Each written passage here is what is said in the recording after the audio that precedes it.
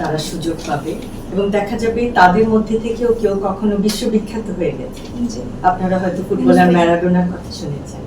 Maradona কিন্তু আর্জেন্টিনায় রাস্তায় football খেলতেন। আপনারা হয়তো ক্রিকেটার সচিন টেন্ডুলকারের কথা শুনেছেন। সচিন টেন্ডুলকার কিন্তু অনেক মানে দারিদ্রতার মধ্যে দিয়ে তিনি বড় হয়েছেন।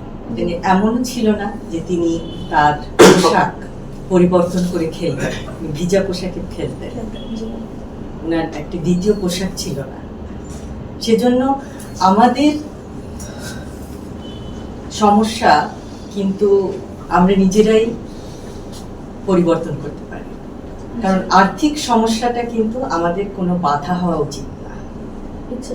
আমাদেরকে ইচ্ছা শক্তি থাকতে হবে এবং সুযোগ থাকতে হবে, সবার মেধাভিত্তিক সুযোগ। মেধার মাধ্যমে এগিয়ে যেতে হবে। মেধা, শ্রম এবং অবশ্যই পরস্পরের প্রতি সম্মান।